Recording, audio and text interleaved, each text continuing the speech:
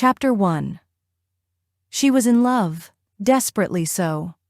Love had a way of making people do reckless things, even unforgivable ones, all in the name of passion. Ava Calloway moved deeper into the shadowy forest, hoping Kieran wouldn't detect her presence. Finding him again had been a stroke of luck. The first time she'd laid eyes on him, less than a week ago, she had fallen hopelessly. Since then, she had been yearning for another glimpse, convinced that love justified her intrusion, her quiet betrayal of his trust. Raising her camera, she adjusted it to the soft glow of the November light. "Got you, my giant," she murmured, carefully navigating through the undergrowth. Unaware of her presence, Kieran remained lost in his own world, his imposing frame blending into the landscape. But Ava knew it wouldn't be long before he sensed her. She worked quickly, capturing as much as she could before the approaching storm darkened the sky. He wouldn't appreciate being caught, not even in a photograph. "Forgive me, Kieran," she whispered. She steadied her telephoto lens, but the sight before her sent a chill through her veins. He was magnificent. His dark eyes, intense as the thick fur covering his chest, drifted through the pine trees. "Tall, dark, and dangerous," she mused with a smile. "King of your own wilderness, aren't you?" Just then, his massive head snapped in her direction. A low growl rumbled from deep within his chest. "Oh, hell," she breathed, quickly lowering her camera. In an instant, she had gone from hunter to prey. Her heart pounded, but the thrill of the moment pushed her to take a few final shots. The rapid clicks of her shutter filled the tense air, followed by an enraged roar that sent shivers down her spine. Frozen, Ava barely had time to react before he charged. His powerful strides ate up the distance between them. A terrifying thought gripped her. If she died here, it could be weeks before anyone even realized she was missing. A wave of panic surged through her, along with a deep regret for all the things she had yet to do, all the dreams she had left unfulfilled. She braced for impact, holding her breath. But then, just as suddenly as he had lunged, he stopped. With a final glance, he turned and disappeared into the trees. A shaky exhale left her lips as air flooded her lungs. "He likes me," she whispered, a breathless smile creeping across her face. Her fingers ached from gripping the camera so tightly, and the sudden pressure in her bladder was an undeniable testament to her fear. This must be love, she decided, sprinting back toward her cabin. Otherwise, I'd be dead instead of worrying if I'll make it to the bathroom in time. Despite the lingering adrenaline and the urgent need, she let out a laugh, exhilarated by what she had just experienced. She had captured Kieran in his true, untamed form. All 300 kilos of him. The most powerful, ferocious, and breathtaking wild buck in Sealy Swan, Montana. And for one fleeting moment, he had been hers. "Incredible," Nash Bennett muttered, watching the woman race past him like a streak of lightning. Ava Calloway hadn't even noticed him. They had never met, but he was very familiar with her work. The award-winning wildlife photographer had a reputation for capturing nature in stunning black-and-white detail. Anyone who had ever flipped through National Geographic or any major wildlife magazine had likely seen her photographs. Her talent was undeniable. That was precisely why he was here. Ava Calloway was the best, and Nash needed the best. He had left behind the comforts of city life, caught an ungodly early flight, and tracked her down, all for the sake of an exclusive contract with Bennett Harrington Publishing Group. But nothing had gone according to plan. For starters, the company's private jet had been unavailable, forcing him onto a commercial flight, something his assistant, Mabel, had conveniently forgotten to mention. After enduring a miserable 3-hour layover in Helena, Montana, he had boarded a tiny plane for a 2-hour flight to Great Falls International Airport, a sleepy town of 10,000 near the Canadian border. Upon arrival, the only car rental agency had nothing but old, battered compact cars left. Begrudgingly, he took one, despite its mileage and suspicious rattling noises.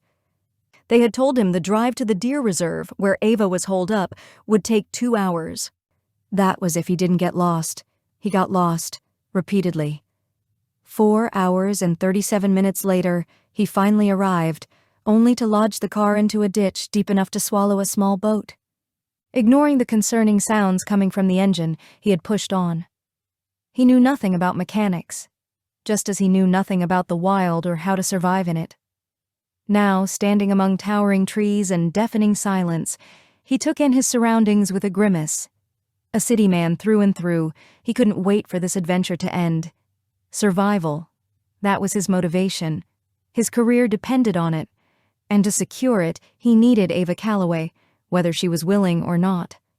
With a determined sigh, he watched her retreat into the rustic cabin, the door slamming shut behind her. He was impressed she hadn't even noticed him standing there. Her focus had been unshakable, even though he stood over 6 feet tall. "So, now what?" he muttered, watching the cabin's door with a mix of amusement and frustration. This was a diplomatic mission, a mission where charm and patience would be his greatest assets. "You came to be charming," he reminded himself, preparing for whatever eccentricities she had in store. Bending down, he retrieved the camouflage cap she had dropped in her hasty escape. Yes, he assured himself, he was patient. Swatting a mosquito from his neck, he was about to knock when the cabin door swung open. His target stood before him, arms crossed, blue eyes narrowed in suspicion.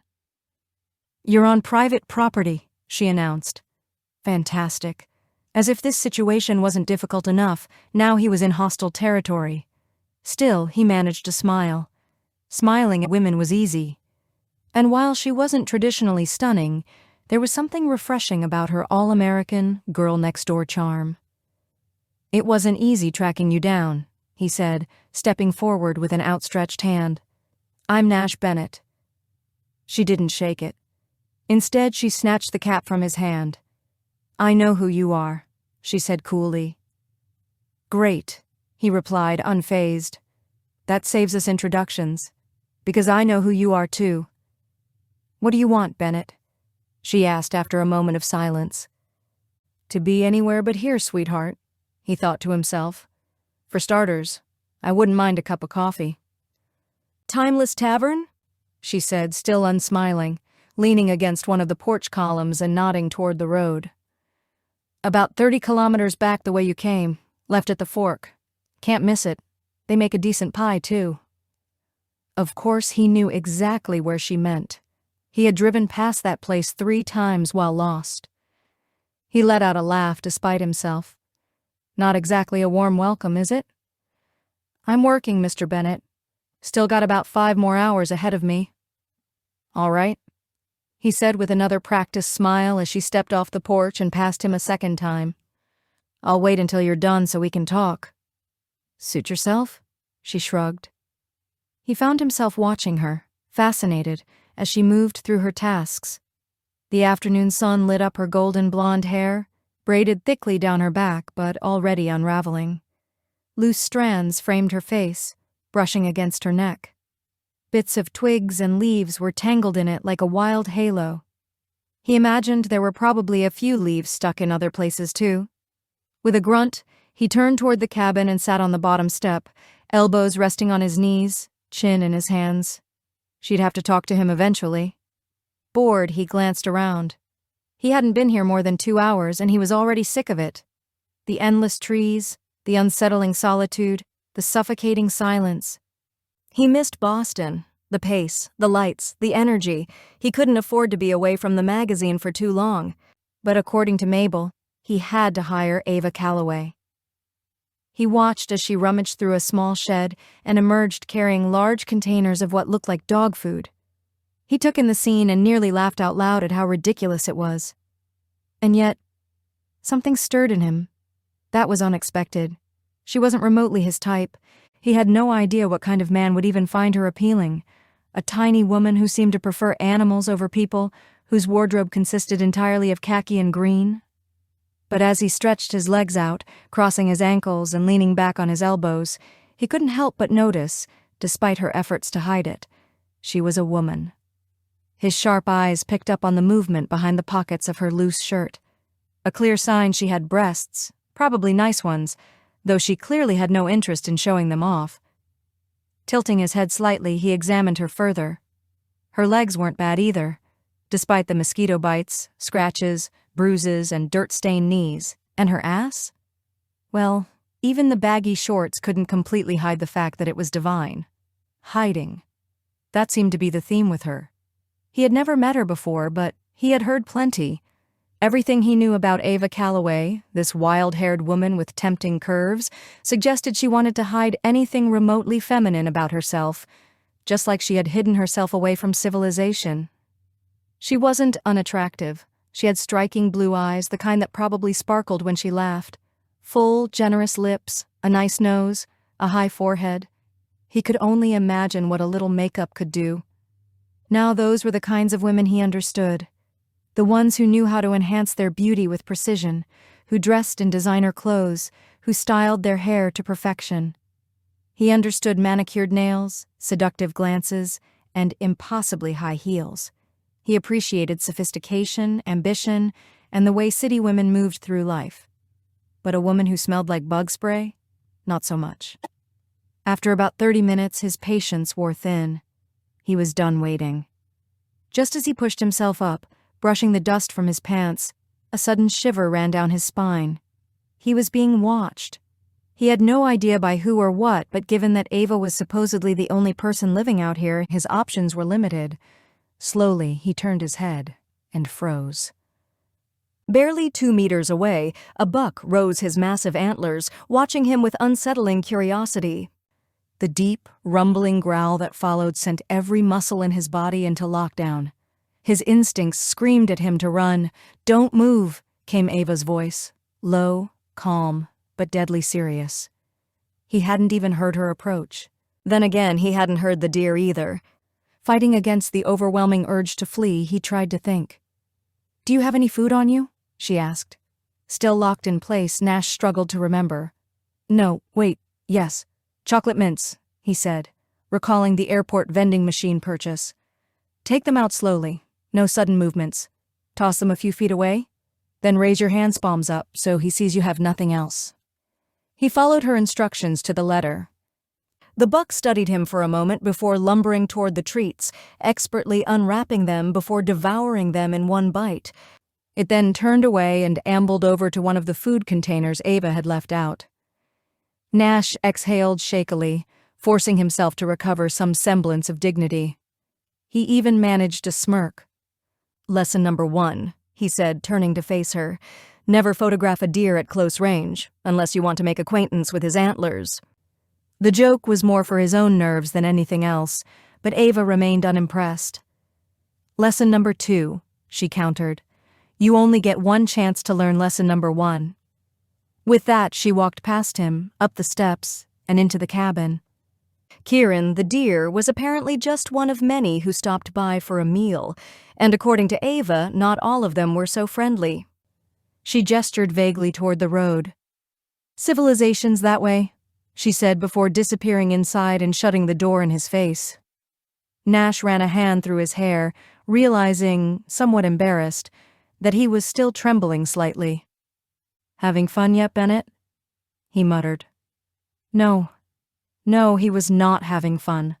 First, he'd been forced to leave Boston. Then, he'd been stuck driving for hours, lost in the middle of nowhere.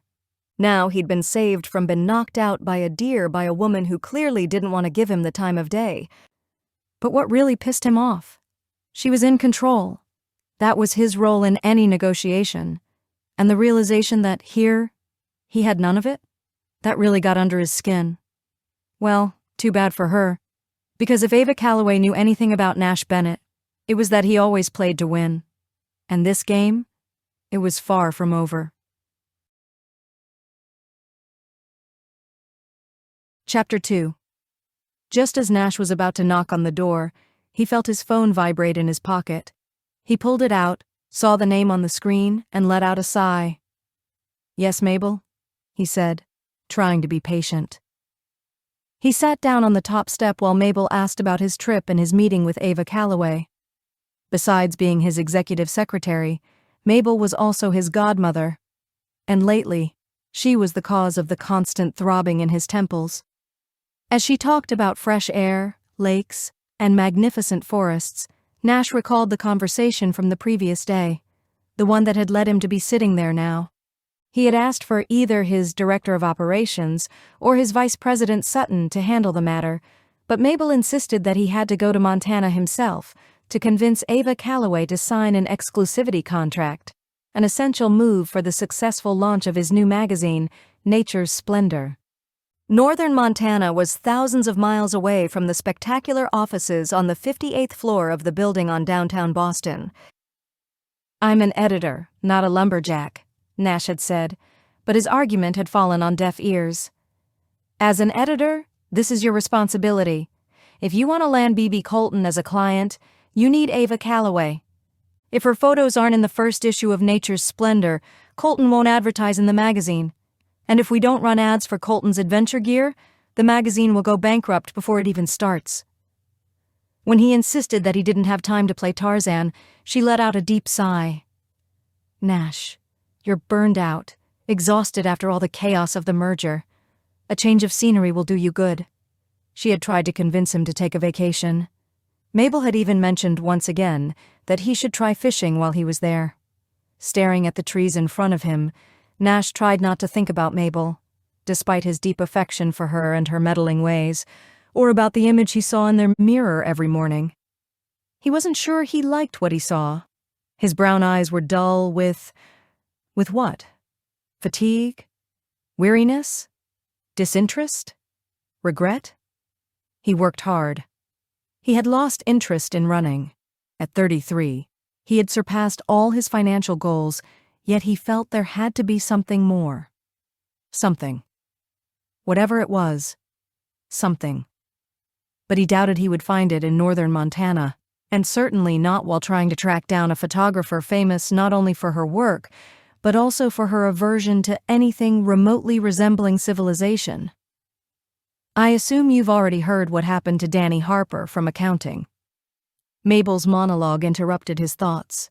He pictured her standing in her office, running everything in his absence. She was 70 but always claimed to be 58. With her lively green eyes, perfectly styled auburn brown hair, and impeccable makeup, she made the lie convincing. 40 years, she said, pausing to ensure she had his full attention. "He died last week. I doubt his tombstone will say, 'I wish I had spent more time at the office.'" Nash thought of Ava Calloway, holed up in the cabin behind him. "Nashster. I came, didn't I?" he said, "because sometimes it was just easier to give in. And because, after all, Mabel was right. He did need Ava Calloway if he wanted Nature's Splendor to succeed." "Isn't that enough?" "Only if you promise to stay at least 2 weeks. And I want you to enjoy your free time while you're there. Spend those 2 weeks convincing her, choosing the photos and staying on schedule so we can get the first issue on stands in 6 months. I put some brochures in your bag. Have you seen them?" Yes, he had. Glossy pictures of a retreat near the Canadian border. Smiling, sun-kissed fishermen proudly displaying massive fish fresh from the water. "For the last time, Mabel, I don't like fishing. I'm not going to do it. My God, the mosquitoes here are the size of vampires. And bears, Mabel, real bears, with teeth and claws and voracious appetites, ready to eat a person and finish off with some chocolates for dessert. So I plan to leave the moment this woman agrees to our deal." 2 weeks, not a day less," Mabel insisted. Her tone was a mix of affection, iron will, and determination. "Besides, you have plenty of clothes." Mabel had taken the liberty of buying him a full outfit at the B.B. Colton store downtown and had it all delivered to his apartment. It was waiting for him when he got home that night. Nash had stuffed everything into his backpack without even bothering to get annoyed at how she had arranged things before he had even agreed to the trip. 1 week, he said, because, after all, he was the boss. At least when Mabel allowed him the luxury of thinking so. "But I swear, if you say one more word—" "Deal. Don't be grumpy. You're there, aren't you? That's a victory for today." We hadn't accomplished anything, but she had. "I pulled off the impossible, I know, and it was a Herculean effort, believe me." Sure, it was a Herculean effort, just like it would be to move something that clearly had no intention of being moved. He, however, moved quickly, and he climbed the steps as he noticed another deer lumbering toward a food container. How did Ava live like this? These deer were totally unpredictable. Mabel could forget about the vacation she insisted he take. Nash decided that by that very night he would be on a plane back home, with a signed contract from Ava in hand. While he still had both hands.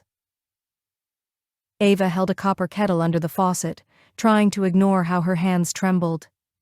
Nash Bennett. She never would have imagined he'd be there, never would have imagined he'd be anywhere. She had spent half her life avoiding men like Nash. Well, she thought as she lit the burner on the old gas stove, she had spent half her life avoiding him, not men like him. Nash Bennett was the grandson of Everett Bennett of the Bennett-Harrington Publishing Group in Boston. He had also been her boss, and the reason for one of the greatest humiliations of her life. Her heart raced as she glanced over her shoulder at the cabin door. She forced herself to stay calm and tried to convince her wounded ego that there was no reason for him to recognize her. She reached for a cup in the cabinet, but as she did, she caught her reflection in the window above the sink and felt sick. 12 years. It had been 12 years since she last saw Nash Bennett. Since he published magazines and she sold photos to magazines, she had always known they would cross paths again someday, no matter how much she tried to avoid it.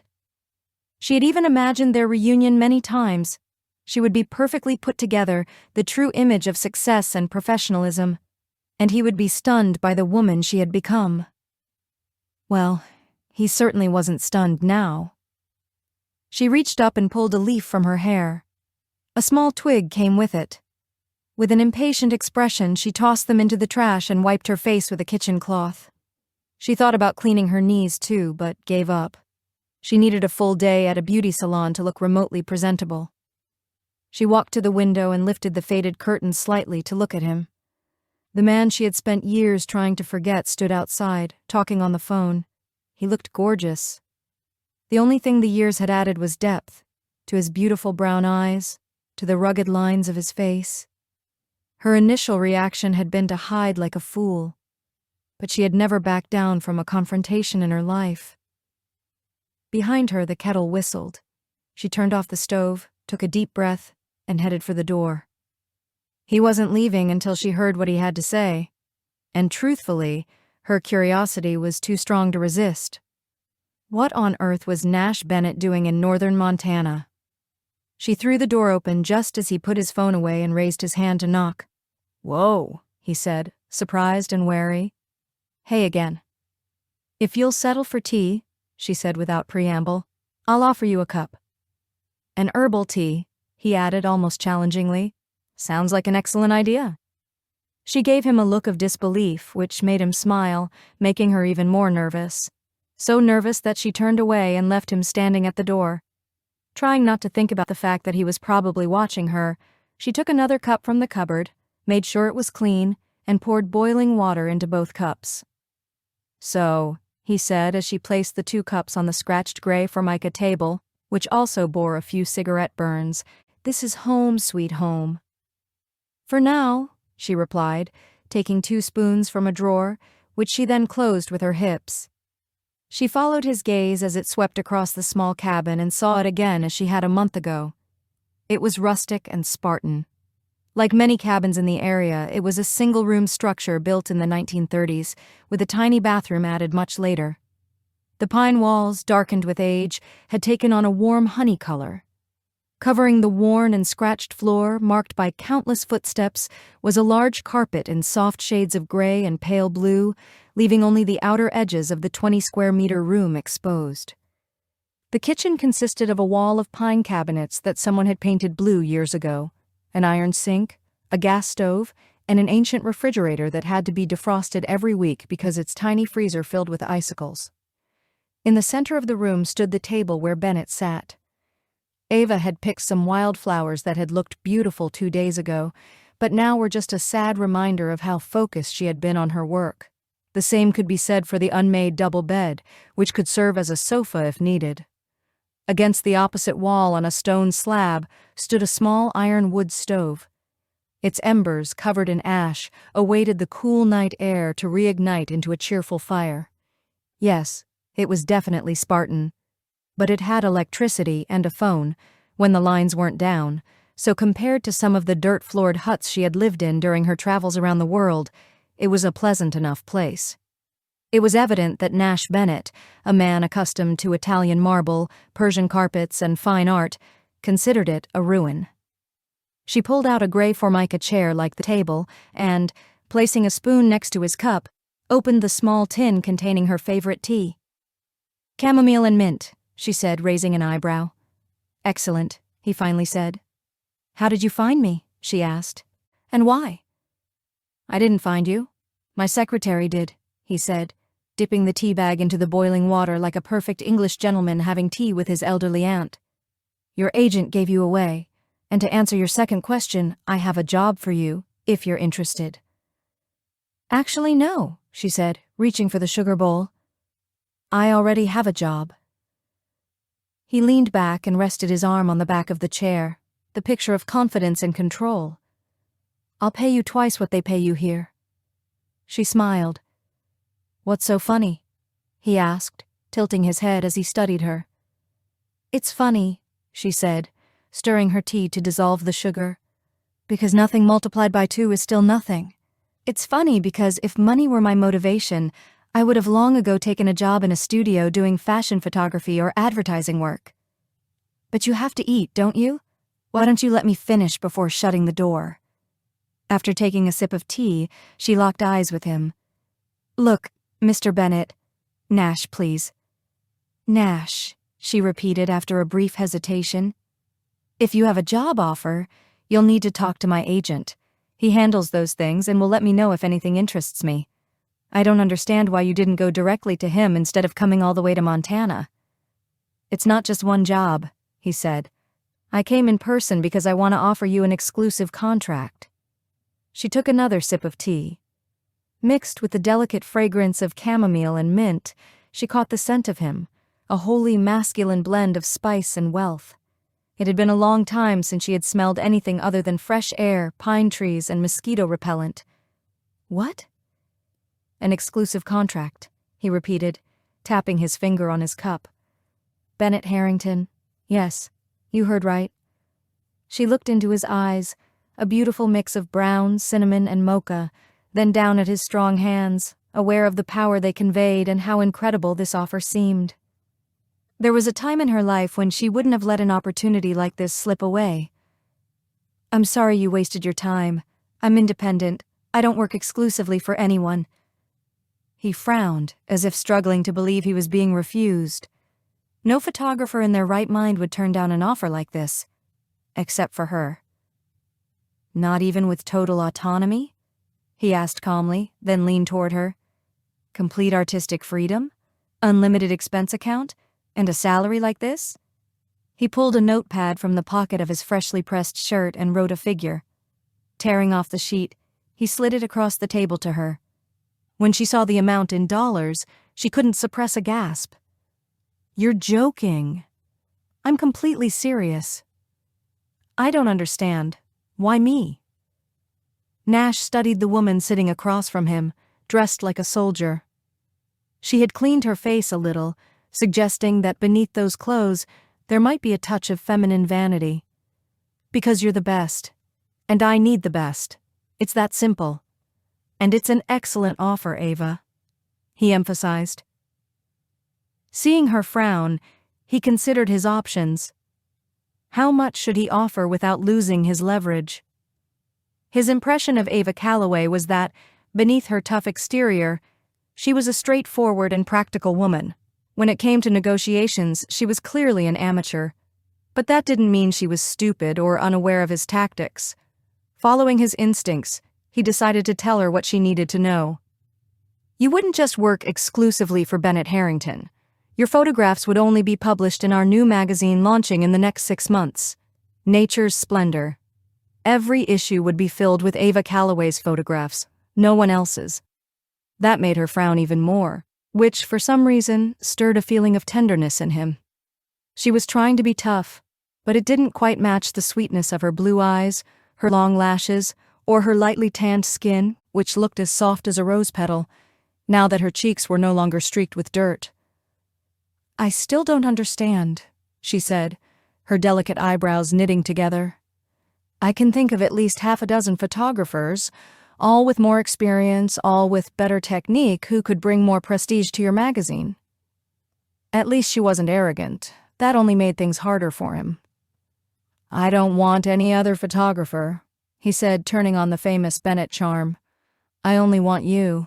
I don't need prestige, Ava. Bennett Harrington already has prestige. What I need is your vision. I like the way you see things. I like your work. And that's why I chose you for this job. She stood up and walked to the door, opening it. She put her hands in her shorts pockets and, keeping her legs straight, looked outside. Her stance highlighted the elegance of her legs. Nash suddenly felt a surge of desire that surprised him. It was madness. He wasn't attracted to her, not at all. Look, she finally said. I'm flattered and I understand your situation, but I can't help you. I don't want to be tied to an exclusive contract. She glanced over her shoulder, her eyes shadowed with finality and a touch of regret, before turning back toward the door. Sorry, but my answer is still no, she said, stepping out of the cabin, leaving him sitting there, watching her. Stubborn as a mule, he muttered to himself. Fine.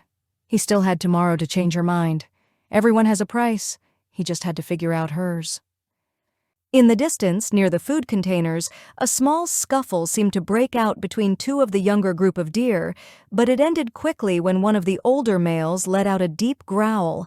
They still seemed hungry, and he didn't like the idea of walking 300 meters through the darkness to where he had left his car. There could be another squad of creatures prowling the woods, looking for fresh meat and wondering if he had any more sweets in his pockets. Speaking of hunger, he was starving. And so were the mosquitoes. He killed one on his neck. He squinted into the twilight. His reluctant hostess was approaching with an armful of firewood. You'd better get going, she said as she walked past him. It's a 2-hour drive, and since this is the last week of the fishing season, you'll be lucky to find a place to stay in town, and if it starts raining, the road gets really bad. I passed several hotels on my way here, he said. He had no intention of going back to the city under these conditions. They're probably all full. You'd be better off heading back to Falls.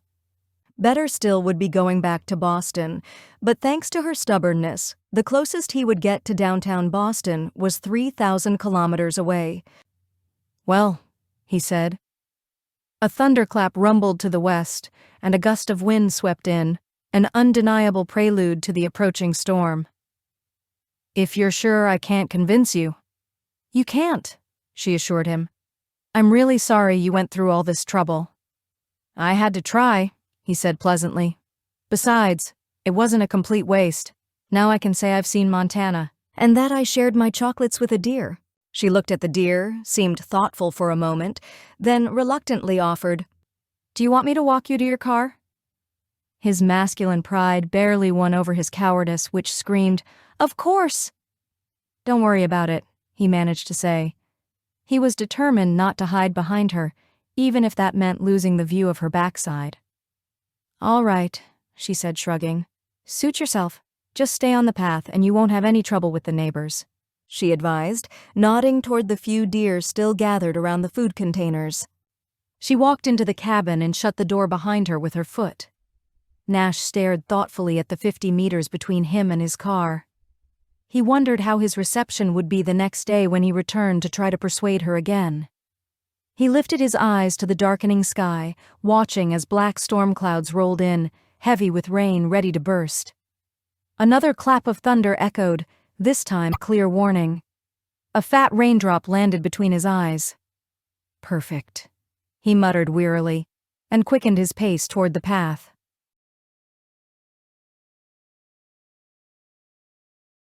Chapter 3. After taking a shower and applying some lotion to her skin, something she almost always forgot to do, Ava slipped into a comfortable, pale pink tracksuit and thick socks. She had just thrown a few logs into the iron stove to ward off the cold when a flash of lightning illuminated the windows of the small cabin. 1 Mississippi, 2 Mississippi, 3... She counted out of habit as she dried her hair with a towel. A tremendous thunderclap rattled the cupboards before she could count to 3 again. That one was really close. She looked up at the ceiling and listened to the sound of rain drumming against the cabin. The shower was not the best place to be during an electrical storm. She was glad she had bathed and washed her hair quickly as soon as Nash Bennett left. Standing on tiptoe, she reached into the cupboard for an oil lamp.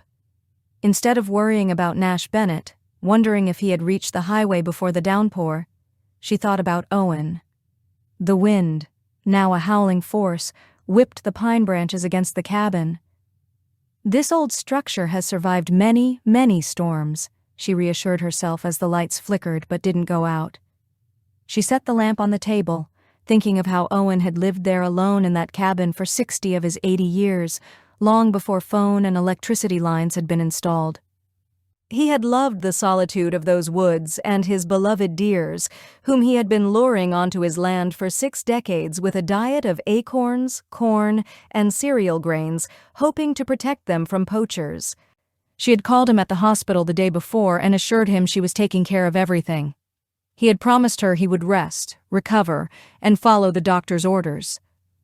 Owen had been lucky to survive the heart attack he had suffered 3 weeks ago, but despite his age, he could recover if he took care of himself. Rain lashed against the cabin's roof, cascading down its walls like a waterfall. This wasn't the first storm she had witnessed since arriving at the beginning of the month. Montana was a land of contrasts. It could go from scorching heat to freezing cold, sometimes all in the same day. But it had its beauty beyond its solitude, especially during a storm like this. She was relieved knowing Owen was safe and warm in the Falls Hospital, spoiled by a 60-something volunteer named Astrid. "She's just a friend," Owen had insisted when she visited him 2 days ago. "If you say so, Owen," she had replied, laughing at the gleam in his eyes. Another clap of thunder, its echo reverberating through the room like a whip crack. "Better safe than sorry," Ava said, searching for a box of matches in case the power went out. She found them next to a candle in the cutlery drawer. She had just struck a match when the lights flickered one last time and then went out. "And darkness wins," she mused aloud, lifting the glass tube of the lamp to light the wick. "You're talking to yourself again, Calloway. What can you do? It's one of the hazards of this profession," she murmured as she adjusted the glass tube, flooding the cabin with a warm golden glow. The delicate scent of cherry oil from the lamp mixed with the aroma of damp forest and her shampoo. When someone spent as much time alone as she did, whether due to her work in remote parts of the world or by choice when she wasn't taking pictures, their own voice was often the one they heard most frequently. Owen understood that. They were very alike. He was like a gentle old bear wandering the land he loved and knew like the back of his hand. Like her, he was a loner and was content that way. He wasn't antisocial, as many claimed. He seemed to truly enjoy her company. He had invited her in without hesitation when she had shown up at his door with her camera equipment and tent, asking to photograph his beloved deer. A bolt of lightning lit up the darkness, followed by a deafening clap of thunder so close that Ava jumped. She placed a hand over her heart to steady it. "Damn," she managed to say when she caught her breath. "That one must have taken down a tree." Out of curiosity, she picked up the phone. As she had suspected, the line was dead. She thought of Nash Bennett again. She didn't like the idea of him being caught in the middle of that downpour. "He's a grown man. He can take care of himself," she thought. At least, in the city he could. But out here, where nature ruled, he was at a disadvantage. She shook her head, remembering his perfect appearance, like he belonged in an adventure clothing ad. Even in a torn t-shirt and old jeans, his $100 haircut and manicured nails screamed city man. Her heart skipped again, but this time it wasn't because of the storm raging outside. For 12 years, she had convinced herself she was over the love she had felt for him. But now, she realized with a jolt that she had been lying to herself, and he didn't even remember her. If it hadn't been so pathetic, it would have been funny. She might have laughed at the irony, but suddenly the cabin door burst open, scaring her to death.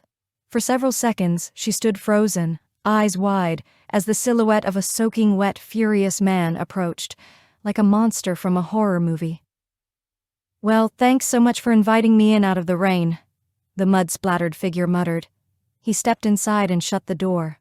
Ava didn't know whether to laugh with relief that he wasn't a serial killer or curse the gods for sending Nash Bennett back to her door. Nash had been furious for over an hour, but he was starting to calm down, seeing the world in a slightly rosier hue. Pink socks, flushed cheeks, rosy lips. Ava, the Rambo of Montana, looked adorable dressed in pink. Who would have thought? With her wet hair loose over her shoulders, she appeared tender and feminine. He was drenched, cold, and so relieved not to be wandering outside in the worst downpour since Noah's Ark that he hadn't had time to process it all. He could analyze his reaction later, once his boots weren't full of mud and his teeth stopped chattering. Right now, all he could think about was dry clothes and about 5 liters of the tea they had been drinking earlier. Anything to help him warm up. "Are you okay?" she asked hesitantly. "If you consider that the rental car broke down and I just stepped out of it when a tree fell on top of it, then yes, I suppose I'm doing great." "Oh my God." "Yeah," he grunted, shivering violently. "You're freezing," she said, her expression shifting from surprise to concern. "You need to get out of those wet clothes and into something dry. Unless you happen to have something in my size lying around, I don't think I have many options." Nash let his backpack drop to the floor with a splash. They both watched as water streamed from the nylon fabric, forming a puddle around it. "I'll find something," she said. "For now, you should take off that shirt." Coming from any other woman, he would have taken it as an invitation. From her, it was an order. "What happened?" she asked as he fumbled to unbutton his shirt with fingers numb from the cold. "God," he muttered, a fresh shiver racking his body. "The car broke down when I was driving over a ditch." "How deep?" "Oh, about 1/2 meter." She muttered something about flooded roads and stupidity. Seeing how much trouble he was having with the buttons, she brushed his fingers aside and started helping him. "I managed to grab my things," he said, pausing to clench his teeth against the chattering before continuing, "and get out of there running before I heard a terrible noise. I felt the ground shake and knew something bad was happening." "A tree fell." "On top of the car," he clarified. She helped him slide the shirt off his shoulders. "A big tree or a small one?" "What would you call a sequoia?" She shot him a look of disbelief. "Look, try standing underneath a falling tree and see if you don't think the same. It was big enough to crush the car like a cracker." "Crush the car?" she echoed, pausing. "But is it still drivable?" "Drivable? You can't even see it anymore." Her warm fingers, soft against his frozen skin, brushed his shoulder blade with innocent sensuality as she turned him toward the light to examine his back. "Ow!" he yelped as she touched a sore spot. "Looks like you didn't completely avoid the tree," she murmured. "I knew something hit me. I didn't stick around to find out what." "Sit here," she ordered, pulling a chair away from the table. "I'll get mud everywhere." "We'll ask the housekeeper to clean it in the morning," she said seriously before heading into the bathroom. She returned shortly with a stack of towels. "It's a cabin," she said, when she saw he was still standing where she had left him. "An old cabin. The floor has seen its share of mud and water. Come here so I can see that shoulder properly." She was definitely not the epitome of sweetness. Nash pulled off his soaked boots and socks, setting them in a pile with his shirt by the door before stiffly making his way to the table. Accepting the towel she handed him, he wiped his face and then vigorously rubbed his hair while she lifted the lamp and examined his back. "Does this hurt?" she asked, touching his shoulder blade again. He shook his head, trying not to think about her warm hands on his skin, which sent a shiver through him almost stronger than the cold. "And here?" "Ow! Yes!" he hissed when she pressed harder. "Was that the answer you were expecting?" Ava continued her examination more gently, lifting and rotating his arm, testing its movement. "It's just a bad bruise," she finally declared, letting him go. "A nasty one, but nothing's broken." "Sorry to disappoint you," he said, rolling his shoulder with a grimace. She didn't reply and instead walked over to a cupboard, pulling out a bottle of Canadian whiskey, Nash nearly wept with gratitude when she poured a generous amount into a glass and handed it to him.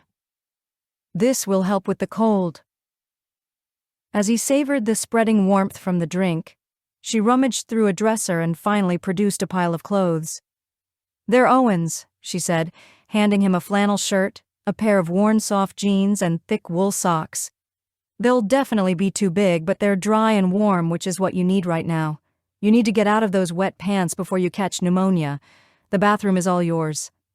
He felt so drained, so fragile, that he might as well have been 80 instead of 35 as he dragged his feet toward the tiny bathroom, his toes blue from the cold.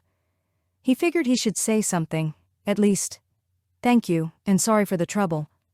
But the truth was, despite how miserable he felt, he was alert enough to realize that this was an opportunity. He had been so preoccupied with how to take advantage of the situation that he didn't know what to say. Since he had survived his first, and, God willing, last, flood in Montana, he found himself in the perfect position to get what he wanted. He had to spend the night in that cabin with Ava Calloway. He never would have gone so far as to orchestrate a tree falling on his car. But since it had happened, he might as well take advantage of it. A good businessman seized every opportunity that came his way. This one had been handed to him on a silver platter, and he was an excellent businessman. It didn't take a survival expert to realize that the road was blocked and that there was little chance of anyone coming in or out that night, or maybe even for the next few days, which meant she was stuck with him. She had no choice but to listen. It was an incredible opportunity. Now that the circumstances played in his favor, he knew exactly how to handle things from here. He held all the cards. If he couldn't convince a stubborn, antisocial photographer to make a fortune, he might as well give up. "Here," she said behind him, just before he closed the door. When he turned around, she handed him a lit candle. "You'll need this." He reached for it, and they both saw how his hand trembled. Despite the whiskey's help, he felt like his bones had turned to ice cubes. Ava stepped past him and set the candle on what appeared to be a small laundry basket. "I wish I could offer you a hot shower, but with no electricity the pump doesn't work. I saved some water earlier, knowing the power would go out. I can heat a little in the kitchen so you can wash up. It won't take more than a few minutes," she said before closing the door.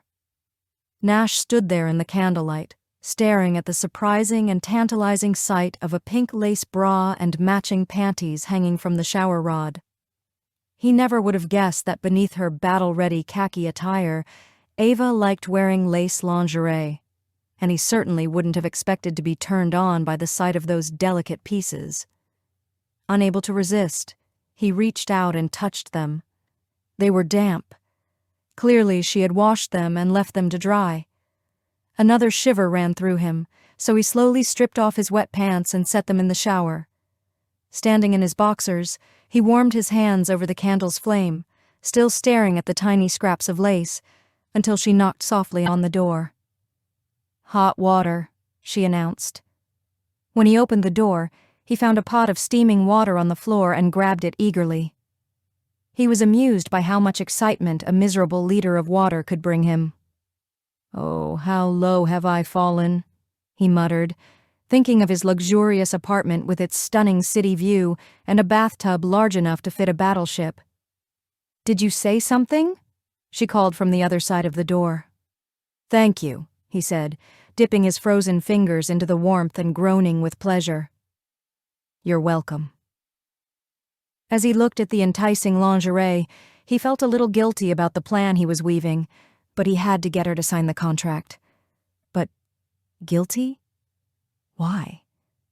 After all, he was doing her a favor. First, the offer he was making was quite tempting. Second, how long had it been since a man told her she was beautiful and vibrant? A long time, judging by her coldness. It was only a matter of time, he decided. He had to soothe that blonde with the messy braid and eyes as deep as lakes. He would be attentive and interested in her work and make her understand that he was also interested in her. An innocent game of seduction, a bit of charm to make her see that she wasn't just a lonely photographer. She was a woman. She needed to be reminded of that. A woman with a woman's desires and feminine weaknesses like lace, candlelight, and a little male attention. And he was an expert in exploiting those weaknesses. When everything returned to normal, she would already feel more confident in herself, and he would have secured his contract. Everybody won. He was still as cold as a fish. He put on the shirt with difficulty. As she had told him, the clothes were huge, but it was a pleasure to feel the soft and warm flannel against his skin. The same with the socks. He was facing away from the shower, about to put on his pants, when something fell on his head. It was a tiny pair of pink lace panties. Being the man he was, he couldn't help but caress the sensual fabric before bringing it close to his face and inhaling the floral fragrance of soap and woman. For the first time since escaping the rain, he felt warmth running through his veins, altering his body temperature. Ava was stirring a pot of chicken soup on the gas stove when she heard the bathroom door open and close. It was ridiculous, but remembering that she had washed her underwear and hung it on the shower curtain rod, she wavered between stoic fatalism and total shame. What was so wrong about it? She wore pink panties, and sometimes red or blue or salmon, and when she felt like it, black. He had seen women's underwear before. He had probably helped plenty of women take it off. It was foolish to feel bad about him seeing hers. So why did it feel so intimate? Because she had just practically undressed him. Because she had seen his broad, bare shoulders, the solid muscles of his chest, and felt his skin under her fingers. Because 12 years ago she had fallen for him like a fool.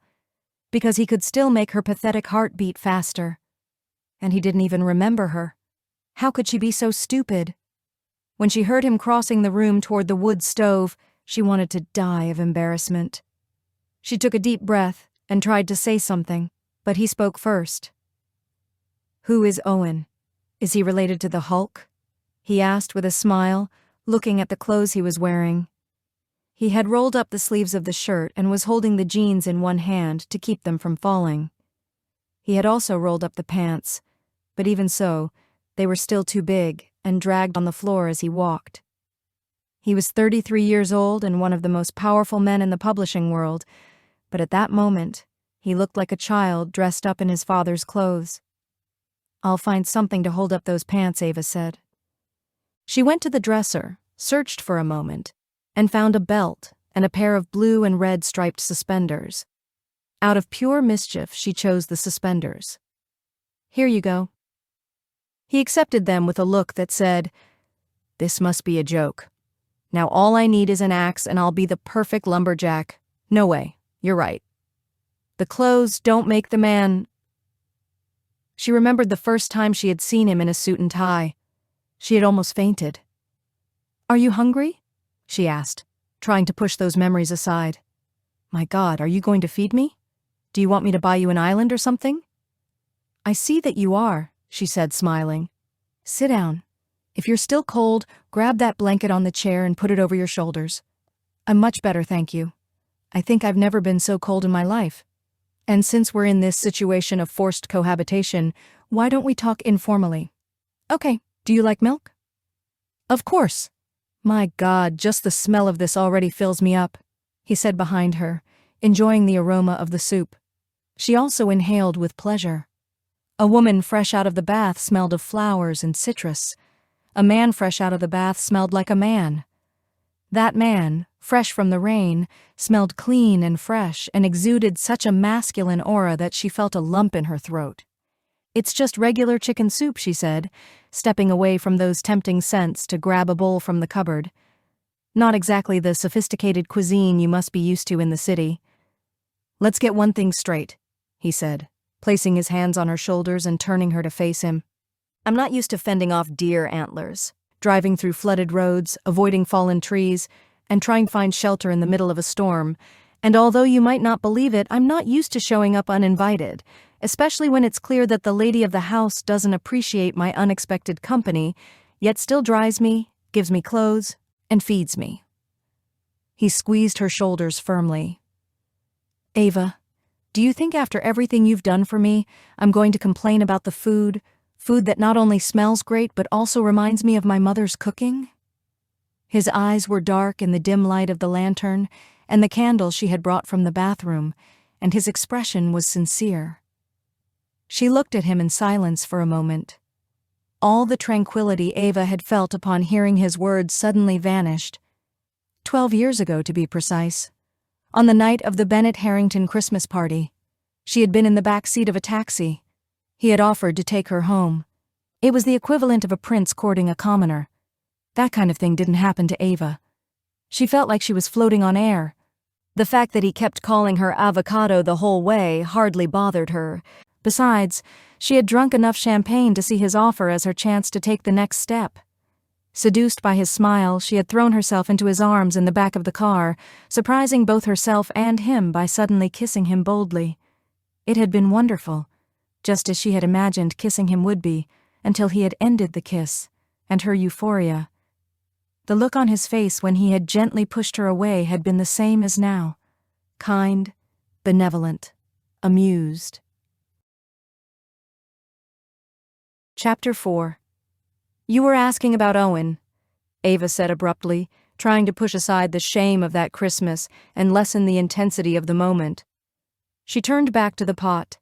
Her hands were still trembling as she served a generous portion of soup and passed him the bowl. "This is Owen Sinclair's cabin. He's lived here for over 60 years, and he supplements the deer diet with nuts, hazelnuts, dog food, and whatever he can get from grocery store owners and restaurants. Of the approximately 100 deer in Sealy Swan, between 40 and 60 of them know that Owen's land is a safe haven, and they gather here at night and in the morning." "A safe haven?" he asked, tasting the soup. "From hunters. Hunting season starts next week, so I've already started increasing their rations in the hopes of keeping them away from danger. You must have seen the no hunting signs when you came in." He nodded and took a sip of milk. He ate like a man, appreciating the food, not like a spoiled city boy. She liked that. "And where is Owen now?" "He's recovering from a heart attack at the hospital in International Falls." "That's tough," he said. "For an 80-year-old, she replied. "He's doing well. It's been 2 weeks since the attack. The damage was minimal. He should be able to come home in 10 or 15 days. "And you plan to take care of the deer until he's recovered," he said, resting his elbows on the table. "It seems like the right thing to do," she said with a shrug. "He was kind enough to let me photograph them." After studying her for a long moment, he went back to his soup. The only sound was the storm outside as they ate. Darkness and the elements cut him off from the rest of the world, but they couldn't drown out his thoughts. Ava had arrived in Boston from the small town of Lincoln, Nebraska, full of dreams, with a handful of hopes, a vocational training certificate, and undeveloped talent. Her first job had been as a photographer's assistant at Bennett Harrington Publishing Group. It had also been her last job in the city. They called it staff cuts. They handed her a pink slip on Christmas Day, one day after she had made a complete fool of herself by throwing herself into Nash's arms. "How did you find out about this place?" Nash's deep voice pulled her back to reality. "How does a photographer find out about these things?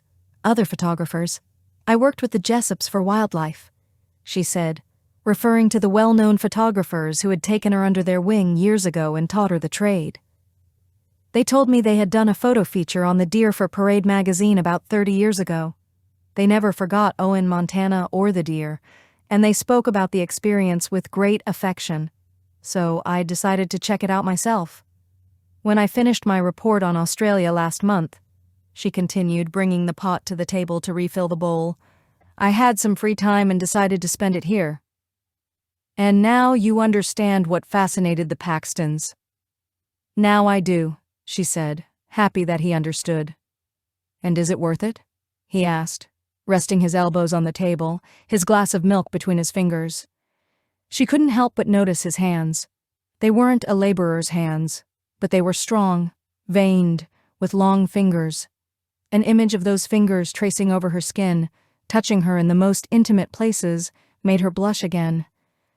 She averted her eyes and pulled back the curtain, pretending to look outside. Night had fallen, and the only thing visible was the rain lashing against the window. "What do you mean? The photographs of the deer?" "The solitary, nomadic life. Don't you miss the city?" She let go of the curtain and, feeling the need to keep busy in his presence, stirred the firewood in the stove. She didn't like that he had touched on a subject that had been keeping her awake lately. She led a solitary life, and sometimes she felt very alone. I grew up in a small town with fewer than 10,000 people. So, the city never really appealed to me, she replied, avoiding the question. Well, in my case, it's exactly the opposite, he said, tilting his chair back on its rear legs. I'd go crazy in a place like this. Well, now you have a chance to see for yourself, she said, looking at him. That's right, he said, lowering his chair. That's what I thought when the tree fell. Actually, what I thought was that if I survived, I'd have to stay here for a few more days. The road is completely blocked. Yes, it seems that way. I'm really sorry, honestly. Well, if you don't mind sharing the cabin with me, we have enough food for a week and water isn't a problem near a lake. There's a lake too?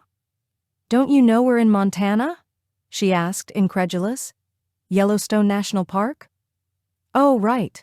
Where men smell like fish and look like deer, isn't that it? Some of them, yes, she laughed, thinking of certain fishermen and hunters she had met. What do you do here at night? He asked, scanning the cabin. I mean, besides being bored to death? I read. I develop photographs. There are some puzzles in the bookshelf. What more could you ask for? He said sarcastically. I suppose the internet is too much to hope for. A little annoyed, she didn't bother to answer. I figured as much. She tried to ignore his teasing while he wandered restlessly around the room, touching things, lifting objects, warming his hands by the stove. But it was hard to ignore an extremely attractive man, over 6 feet tall, in a 20 by 20 cabin with no television, no radio, and no way out. Don't you want to dry your clothes? She suggested. I hung a rope over in that corner. She felt sorry watching how clumsily he hung his clothes on hangers along the rope. Obviously, he had maids who took care of that, but she wasn't about to handle his personal belongings. However, she did move his boots closer to the fire to dry them. Do you have any cards? He asked when he finished. Now that you mention it, I think I saw a deck, she said. She opened a drawer and found an old, well-worn deck of cards, which she tossed onto the table. Saved! Consider this your chance to connect with your inner self. What a ridiculous idea, he grumbled, grabbing the cards. It usually is, she agreed, washing their dishes while he shuffled the deck. How about a little gin? Unfortunately, Owen only has whiskey. And very good whiskey, by the way. No, I meant the game, gin rummy. You could get rich off me because I'm as bad at cards as I am at playing Robin Hood. Then no. It doesn't seem fair to take advantage of you. He simply smiled and continued shuffling. Is solitaire with 6 rows or 7?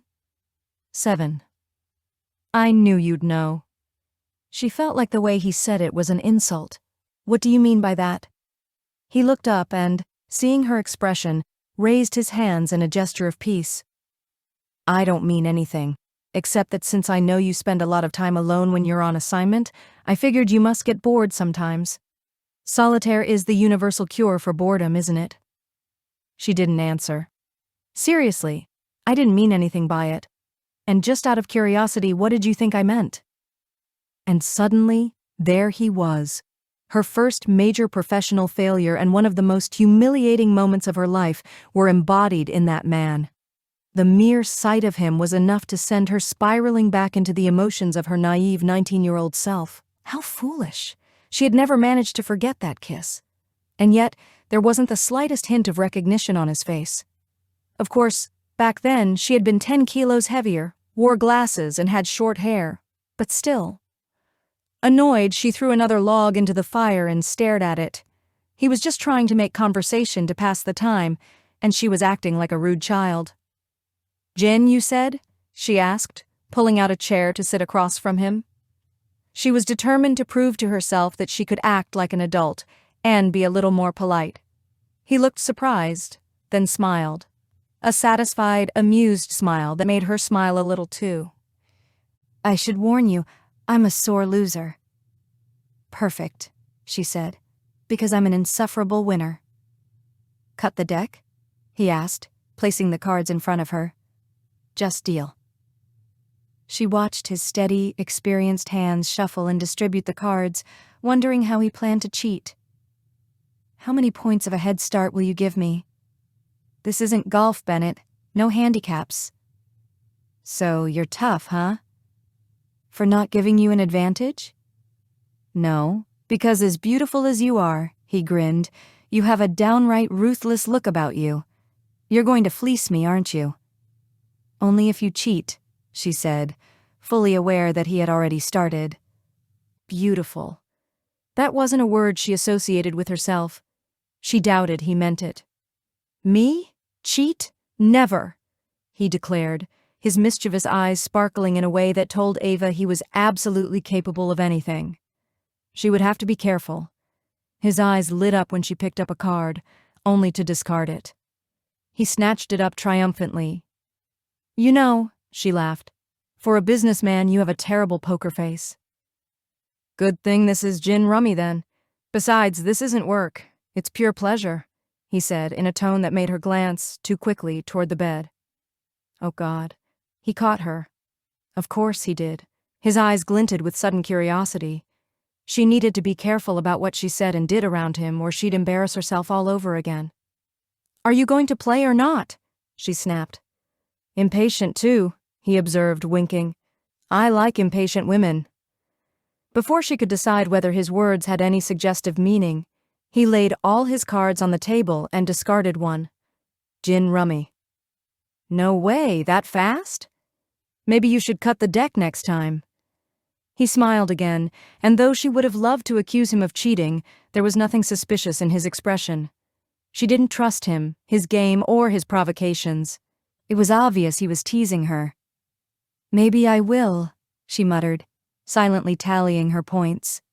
And maybe next time he asked for entertainment, she'd follow her instincts and say no instead of feeling sorry for this city man who looked utterly ridiculous in those oversized clothes, but, unfortunately for her, was still far too attractive. There was something about his aloofness, that hint of danger, that made him all the more compelling. Not that she feared he'd physically hurt her, but she did fear he might break her heart all over again. Which was why she preferred solitude. How about we make this more interesting? He asked. A penny per point? Whoa, that's a lot, isn't it? Please. As if you don't have enough money to bet that much. If you even mention an exclusive contract, this game is over, she warned. The guilty look on his face confirmed that was exactly what he had in mind, even as he denied it. It didn't even cross my mind. Yeah, right. Then what was it? How about this? If I win, I come with you tomorrow while you work. Why? She asked, frowning. Curiosity, I suppose. He shrugged. About the deer? That too, but mostly I want to know why a smart, beautiful woman chooses to spend all her entire life from what I can tell, challenging nature when she could be living the high life, photographing moody models in an air-conditioned studio, surrounded by the best restaurants in the world. Ava barely heard anything after he called her beautiful and intelligent. There were two reasons Nash might say that. Either he genuinely believed it, or he wanted her to believe it. The first was out of the question. The second was more likely, though less thrilling. Which led her to the question. Why? What was his angle? Maybe he still thought he could convince her to sign his precious contract. Maybe he believed flattery would help him get what he wanted. Maybe he was genuinely curious about the deer but felt ridiculous admitting it.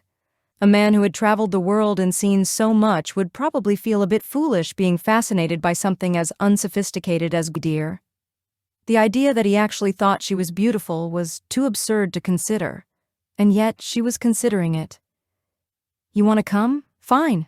I'll take you tomorrow, win or lose. Then what are we betting? He asked playfully. At that moment, she decided not to take it easy on him. Loser carries the camera gear and supplies. Deal. For the record, Bennett, I intend to win. She wasn't about to fall for him again, no matter how comfortable and charming he looked in those oversized clothes, rocking back on two legs of his chair, studying his cards. No matter how often her mind wandered to the thought of the two of them in Owen's bed. She didn't even realize she kept looking at the bed until he cleared his throat. "Are you going to play or not?" he asked, mimicking her earlier tone. Why had fate brought them back together? What was God thinking when he made that tree fall on his car? How long would it take for her to heal and return to her normal life? She had been ruthless. She won 3 games in a row, and she had been a far more gracious winner than he was a loser, who had accused her of cheating just to provoke her. Despite his sore shoulder, Nash smiled in the darkness, wrapped in his sleeping bag by the stove. If she had gotten her way, he'd be in the bed and she'd be on the floor. "Don't make me resort to my masculine pride," he had said, with a completely theatrical expression. "I'm the man, you're the woman. That means you're the delicate one, the weaker sex. It's my duty to sleep on the hard floor, then go hunt a deer or something for breakfast while you gather firewood or tan hides, or whatever primitive chore you prefer. Winning against you doesn't mean I have to listen to your nonsense. You have to listen to it because while I was in the bathroom, you went out into the rain to fetch a sleeping bag from the shed after I told you I'd do it myself.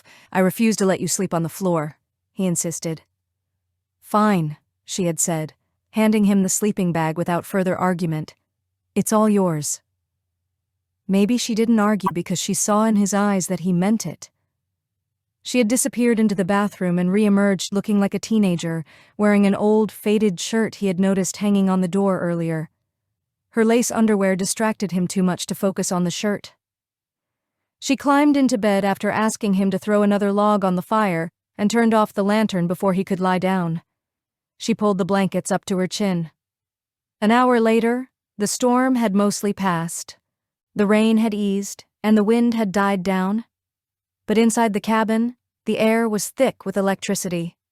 Nash Bennett, executive of one of the most prestigious publishing houses in the Western world, a man who dated celebrities, mingled with royalty, and slept in palaces, was about to spend the night on the drafty floor of a tiny cabin.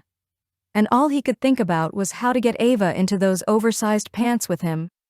Or, better yet, out of hers. It didn't help much that she was almost certain that he wasn't the only one still awake.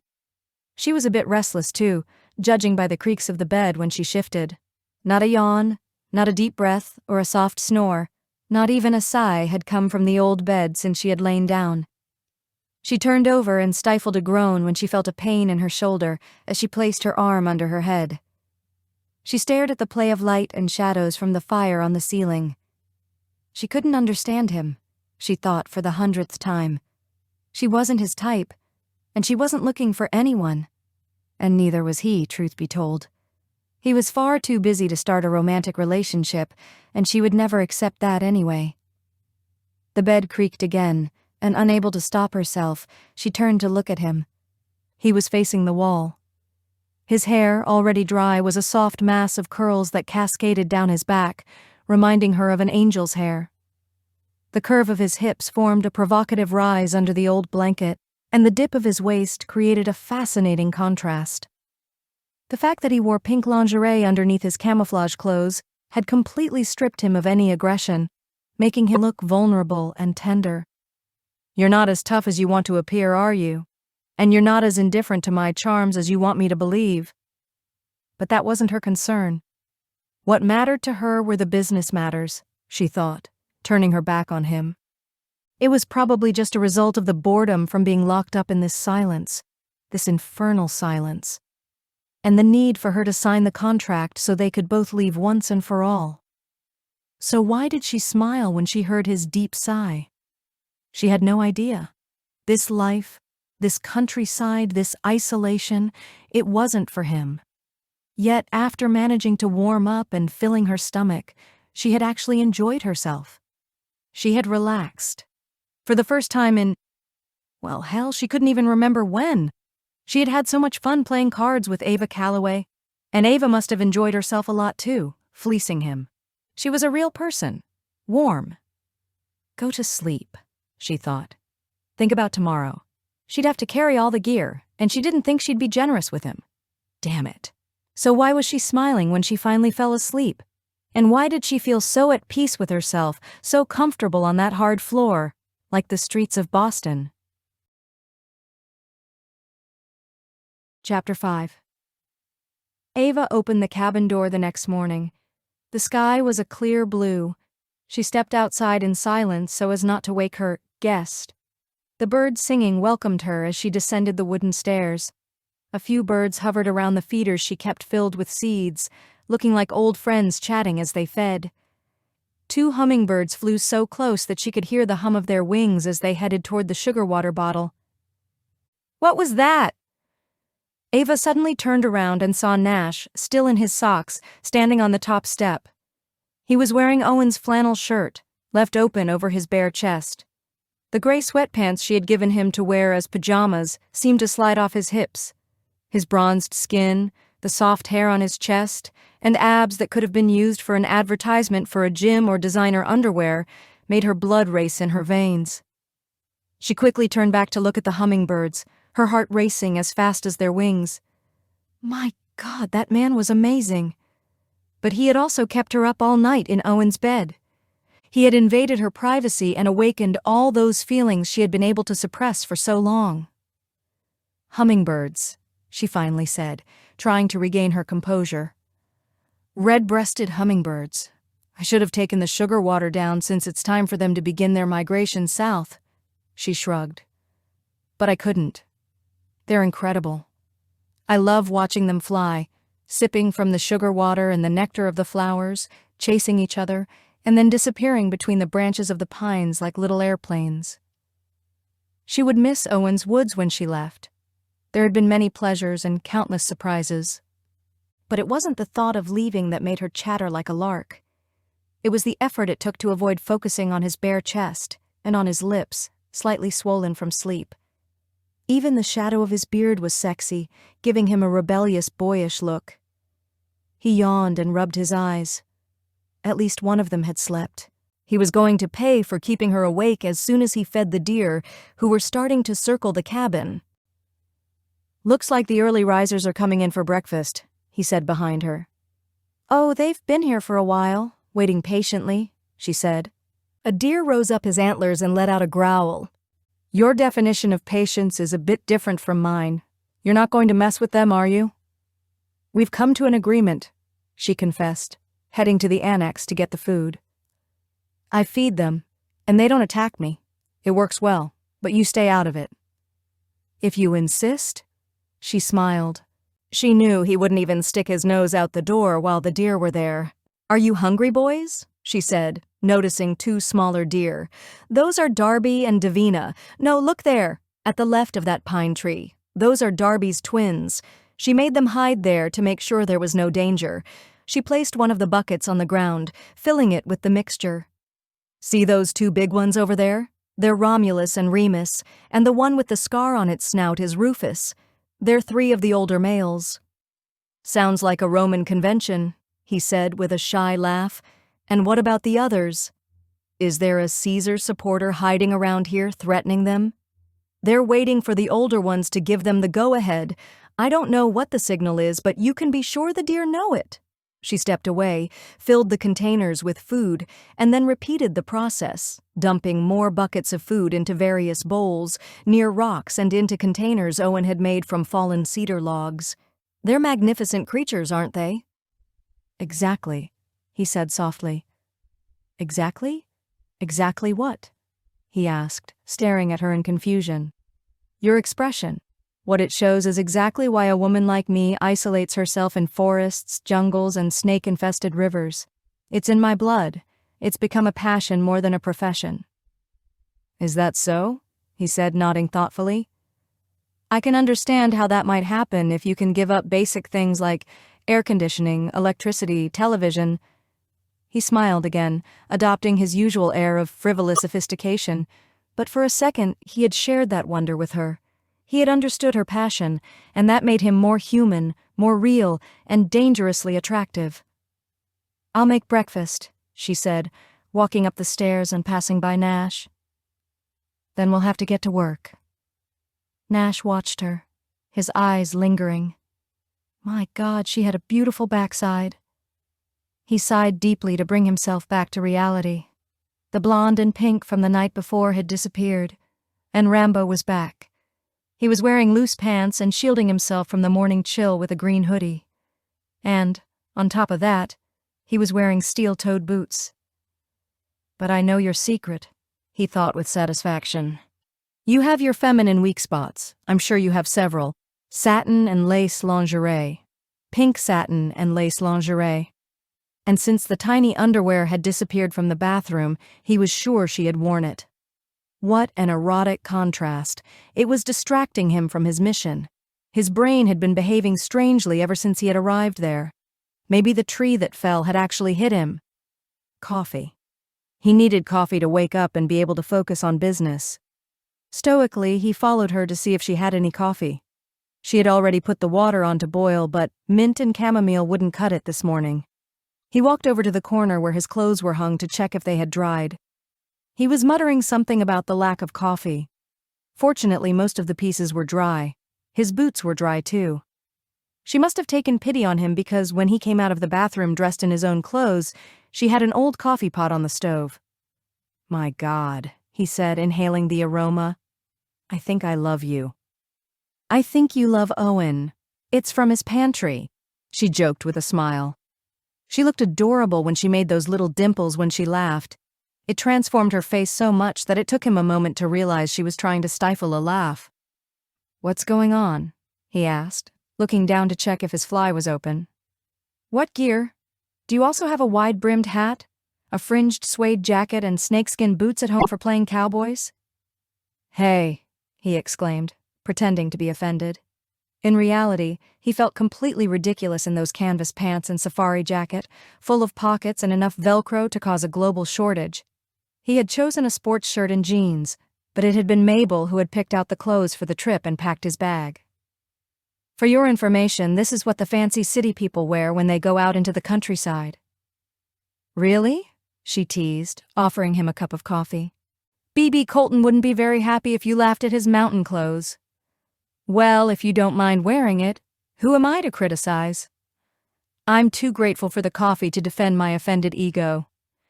"By the way, you should grease those boots to keep the water out." "Yeah," he smiled when she looked at his clothes again. "Sure, if I planned on staying here and knocking down a few trees, I'd definitely do that." "That's true. And what about your shoulder?" "Well," he said, because it hurt, but it was bearable. "It's a little sore, nothing more. And just for your information, the clothes were my secretary's choice." She raised her eyebrows. "She's also my godmother, and she takes her responsibility of looking after me very seriously. I feel like the protagonist of a cheap adventure movie. I'm just missing the explorer hat and the monocle to be ready to discover some lost tribe in the Amazon." She smiled again, though he had noticed that the comment had bothered her a little. "It would be impossible here," she said with an endearing look of annoyance. "No, not here," he said, slightly surprised that she continued to fascinate him, despite his attempts to focus solely on business. "Listen, I just wanted to find you, offer you a contract, something we're not going to talk about at all," he added quickly, seeing her about to protest. The taste of the coffee did justice to its aroma. He sat down at the table to better enjoy it, and also to appreciate the sight of Ava busy in the kitchen.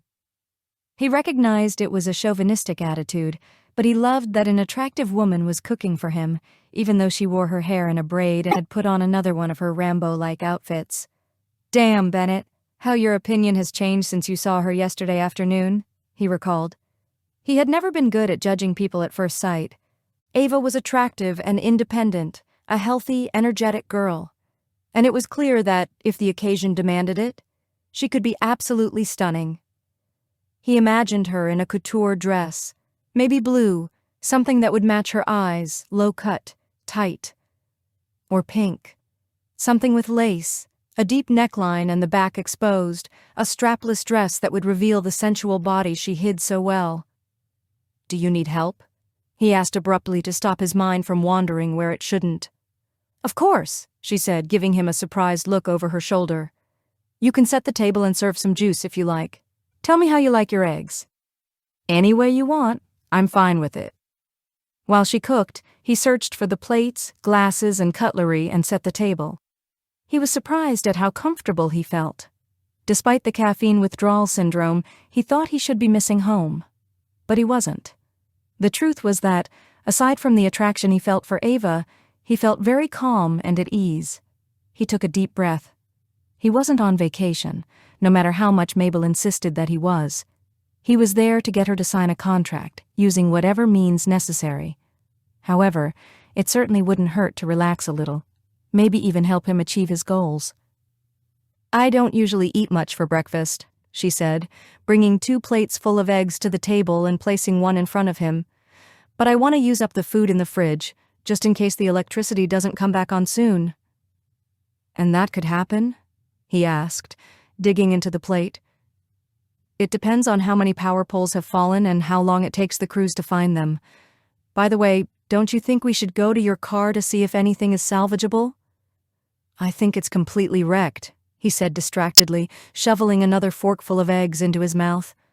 "What did you do to these eggs? They're delicious." "It's the mountain air, everything tastes good." "I doubt that's the reason." "Where did you learn to cook?" "Necessity school, fueled by hunger, and having to get used to having few ingredients. I always take my spices with me when I travel.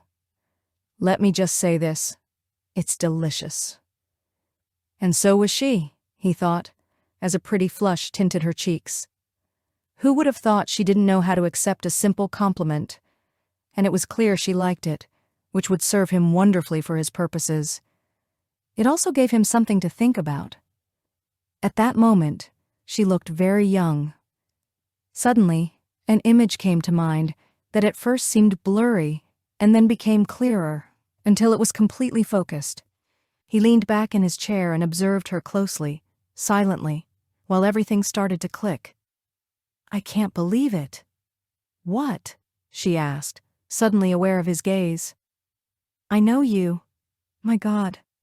All this time I had the feeling I knew you, but I didn't pay attention. You worked at my company, didn't you?" he added when he saw that she didn't respond, frozen. The flush in her face had disappeared, replaced by paleness. Without looking him in the eye, she set her fork down and stood up stiffly. "More coffee?" she asked. "Many years ago, right?" he continued, absolutely convinced he was right. "You had trouble remembering, huh?" She sighed deeply as she filled his cup. There was no satisfaction in her statement. In fact, she expressed no emotion. Nash, on the other hand, the more he remembered, the more excited he became. "You used to wear your hair short back then, and glasses. Didn't you go by Tammy or something like that?" "Yes, because you gave me that name," she smiled tensely. "You couldn't remember my name." "The Christmas party," he continued. "Pink sweater, black skirt?" "And too many drinks," she said, just as he began to remember the rest. He barely noticed her starting to clear the table and place the dishes in the sink. Suddenly, it all came back to him. He had been late to the Bennett Harrington annual party. He was bored and trying to dodge a lawyer from the legal department who had been chasing him for weeks. He had seen Ava across the crowded room. The room was bursting with people talking and laughing, drinking champagne. He had seen her 2 or 3 times in the hallways in previous months. She was gorgeous and shy, and it was obvious she was totally in love with him. And on the night of the party, she was so beautiful that he had felt sorry for her when she gave him those hopeful glances. And since he was having a tough time avoiding— what was her name? Oh yes, Rebecca. He had approached Ava and offered to take her home. At the same time, he had saved her from Alexander Whitman, who had been hovering around her for almost an hour. She had looked adorable, with flushed cheeks and that blind admiration in her eyes, but too shy to go any further, he had thought. But he was wrong. The taxi had stopped in front of her house. He had said goodbye, and before he knew it, he had the most tender, lovely, and wonderfully scented woman he had ever known in his arms. For months, after interrupting the embrace and forcing himself to separate from her with a kind, amused smile, he had told himself that the kiss had meant nothing, that the explosion of sensations he had felt when their lips met had been a product of his imagination. But the truth was, it had affected him. That innocent kiss, full of erotic vulnerability, had almost made him follow her to her apartment. What could have happened next would have made him very happy that night. but he would have been tormented by guilt the next day. And she too. She was just a girl, at least she seemed to be, and he didn't want to take advantage of her naivety. But the truth was, that kiss had shaken him. It had hit him hard. He was only 23, but an experienced 23, and he knew the difference between a kiss that meant, "Let's have a good time tonight," and one that meant, "Let's have a good time for the rest of our lives." Ava's kiss had been one of the latter, with a capital L. When he felt her sweet surrender in his arms, he had thought about forever. It had been a brief moment of madness, but enough to give him a scare, and it scared him again at that moment when he saw her stiffening in front of the sink. "Why didn't you say anything?" he asked with genuine curiosity, now that the revelation had been made. Let me think. Why wouldn't I have mentioned one of the most embarrassing moments of my life? Embarrassing? You should have felt flattered. "You ran away," she said without changing her tone of voice. She leaned against the sink and looked at him head on. "You were, how can I put this delicately? Fired up?" he suggested. "Yeah, maybe a little. I didn't want to take advantage of you. You were just a girl. You were stupid, that's what you were. But you didn't have bad taste in men," he joked, trying to make her smile. "Yeah," she sighed. "Arrogance always turned me on." "See what I told you?" he said, managing to get a smile from her. "So, what happened to you? I tried to find you after the holidays to make sure you were okay, and they told me you were no longer at the company." The truth was, he had thought so much about that kiss that he decided the only way to get it out of his head would be to kiss her again. He hoped the second experience wouldn't be as wonderful as the one his mind had created around the first kiss. "I got fired. One of the many victims of a downsizing." "Oh yeah, now I remember. It was a tough year," he said, staring at her, still not believing that Ava Calloway, the photographer every magazine wanted because she was one of the best in the business, was the same girl who had made him shiver over a decade ago. It was also incredible to understand that he had never forgotten her sweet, desperate kiss and the feelings it had awakened in him. Feelings that had troubled him ever since. Feelings he thought he would never feel again. That sensation of finding someone special. Something a person doesn't know exists until they experience it, and they know their life will never be the same again after having done so. He had decided to live without it and had believed back then that his choice was the right one. At 23, he wasn't ready to settle down, just as he wasn't now. Back then because he wanted to enjoy life and meet people. Now because he hadn't found anyone special. He hadn't found a woman who made him lose his mind the way sweet Ava had. Besides, he had nothing to offer a woman like her. If he had been smarter, he might have been able to. Time had turned him into a cynic, and experience had hardened him. Just by looking at his family, he could understand that marriage wasn't for him. But he needed Ava Calloway professionally. He wouldn't give up, and would insist she worked for the magazine. Getting her to sign the contract was a matter of life or death. Without Colton's dollars, the Nature's splendor would be dead before it even started. She cleared her throat, and he understood that his silence had made her uncomfortable. "So," he said, forcing himself to return to reality, "you went freelance." "Out of pure necessity. I couldn't find work in Boston, so I went back home to lick my wounds. But then I got mad. I wanted to be a photographer, and that's what I did. I did photo reports of baptisms, weddings, events, anything to make money. Besides that, I photographed nature, wildlife, butterflies, flowers, whatever." She grabbed a backpack that was sitting in a corner of the cabin and started packing things inside it. "I started sending my work to different publications," she continued. "I sold a few, then I started selling more. One day they called me. A small wildlife magazine from Wisconsin wanted me to do a photo series for them. And here you are," he concluded with a smile. "Look, remembering this has been fun, but we'd better get to work if we want to make the most of the day," she said, zipping up the backpack. "I have a lot to do before I can start taking the pictures." It was evident that the tension vibrating between them was bothering both of them. She needed to distance herself from the intimacy of the cabin. He needed distance too, to distance himself from the memories. All those years ago, He had sworn he'd give her a second kiss so he could finally put the first one to rest. The truth was, what he really wanted was to take her to bed. He rubbed his rough beard and followed her to the door. The days were about to feel eternal.